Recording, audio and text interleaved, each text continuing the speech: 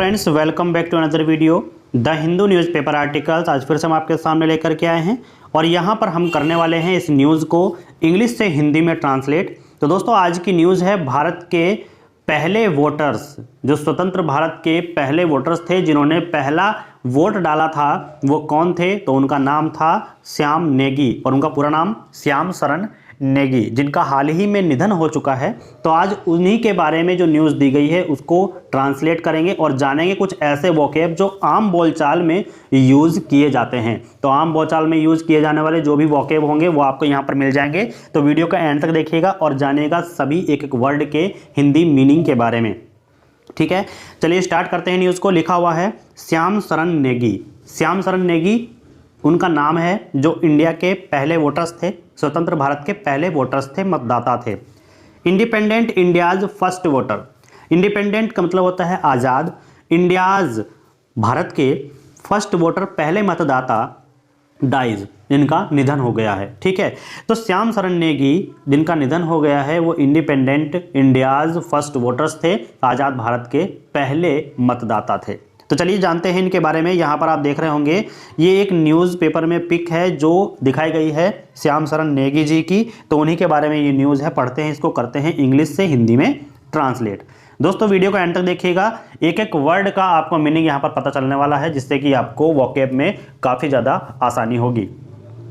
लिखा हुआ है 3 days after casting his vote for the 34th time.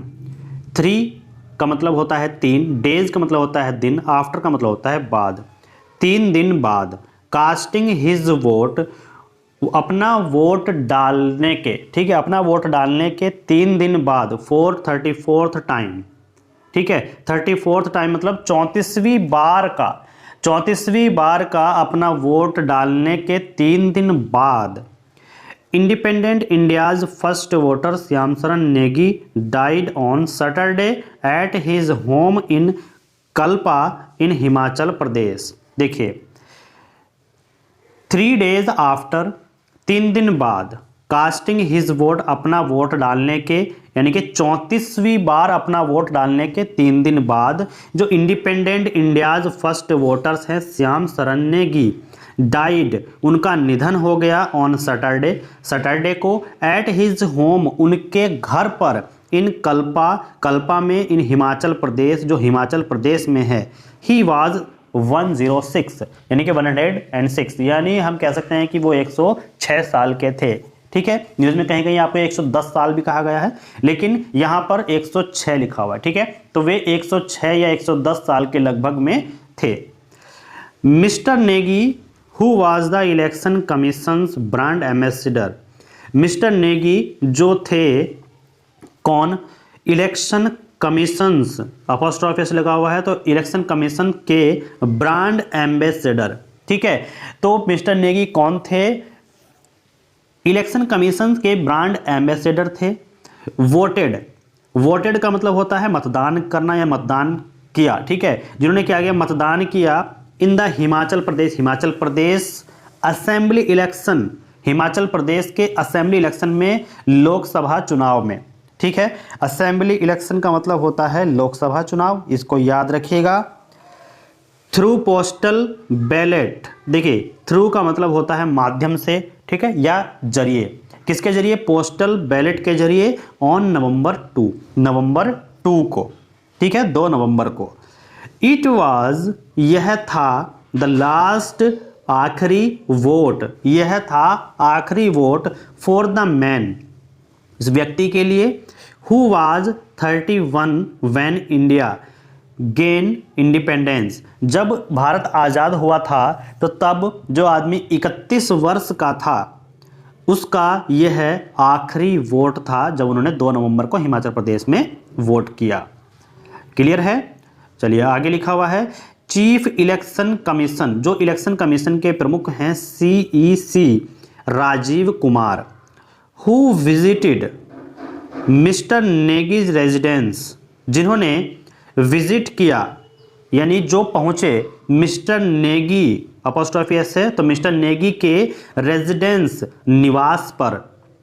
Termed him, देखिए टर्म्ड हिम, टर्म्ड का मतलब होता है दोस्तों कि उन्होंने कहा। ठीक है, मतलब एक तरीके से आप ये समझ लीजिएगा कि जो ये लिखा हुआ है कि टर्न टर्न टर्न का मतलब कि जो उनके द्वारा बोले गए जो शब्द हैं उनको बोला जा रहा है। क्या कहा उन्होंने? हिमाचल प्राइड, हिमाचल प्राइड मतलब हिमाचल की शान या हिमाचल का गौरव।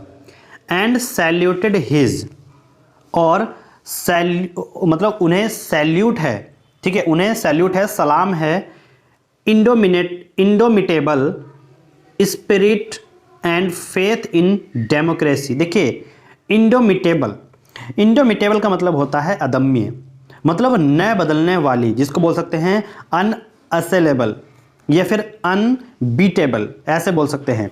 तो जो न बदलने वाली स्पिरिट यानी कि भावना, स्वभाव, साहस, न बदलने वाली भावना, एंड फेथ इन डेमोक्रेसी, और लोकतंत्र में उनकी आस्था, तो उनको सैल्यूट यानी कि सैल्यूट हिज, उसे सैल्यूट है, उनको सैल्यूट है उनकी न बदलने वाली भावना को, और उनका लोकतंत्र में जो विश्वास रहा उसको, लोकतंत्र में जो आस्था रही उनकी, उसको सलाम है।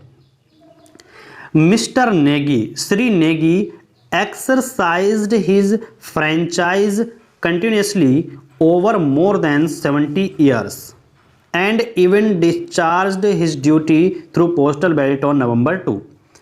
Shri Negi exercised his franchise continuously, continuously का मतलब होता है लगातार, और एक्सरसाइज्ड का मतलब होता है उपयोग किया।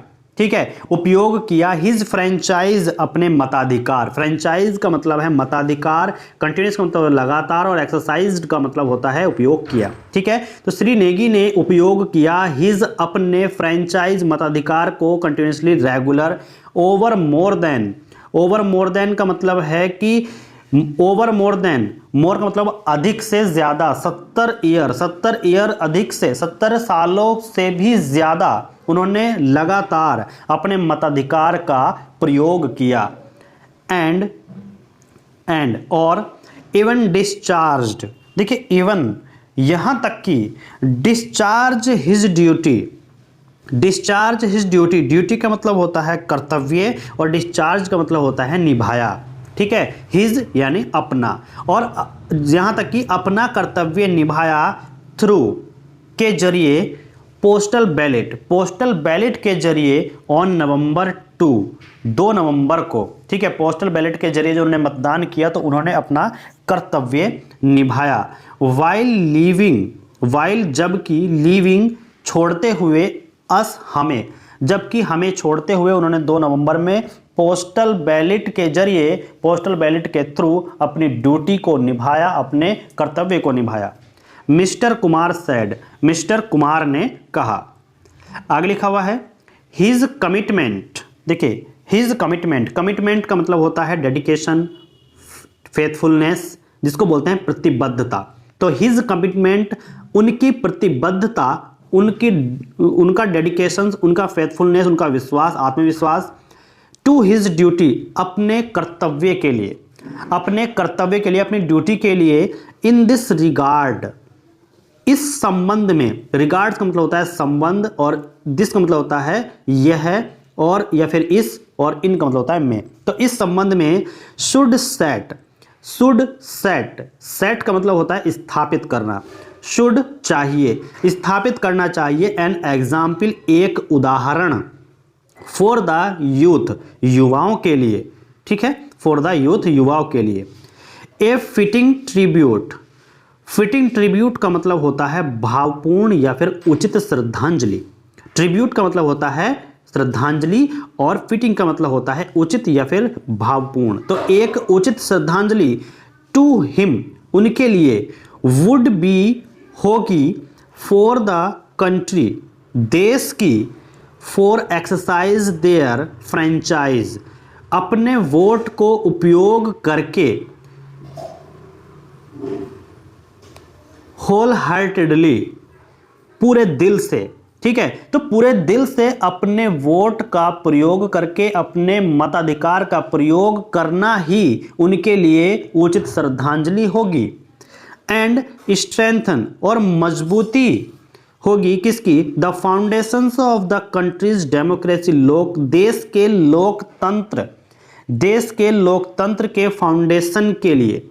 ठीक है, मतलब हम कह सकते हैं कि जो देश के लोकतंत्र की नींव है उसकी मजबूती और पूरे दिल से अपने मताधिकार का प्रयोग करना ही उनके लिए सच्ची श्रद्धांजलि होगी, एक उचित श्रद्धांजलि होगी।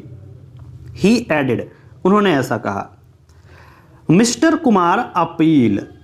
कुमार श्री कुमार ने अपील की, ठीक है, अपील की टू वोटर्स, मतदाताओं से, इन हिमाचल प्रदेश में टू कास्ट देयर वोट, अपना वोट देने के लिए, to cast their vote, their अपना वोट, मतदान, कास्ट देने के लिए। ठीक है, तो मिस्टर कुमार ने अपील की मतदाताओं से इन हिमाचल प्रदेश में टू कास्ट देने के लिए देयर वोट, अपना वोट, इन द अपकमिंग आने वाले इलेक्शंस, चुनाव, ऑन नवंबर 12 नवंबर को जो चुनाव आने वाले हैं उसमें अपना वोट देने की उन्होंने क्या की? अपील की। As a real tribute to mister Negi के लिए एक सच्ची श्रद्धांजलि के रूप में उन्होंने लोगों से अपील की। प्राइम मिनिस्टर, प्रधानमंत्री Narendra Modi, chief minister Jairam Thakur, Congress president Mallikarjun खड़गे, वर अमंग यानी कि में थे, दोज उनमें, हु पेड ट्रिब्यूट जो श्रद्धांजलि दे रहे थे, टू मिस्टर नेगी के लिए, तो ये सभी उनमें थे जो श्रद्धांजलि दे रहे थे मिस्टर नेगी को।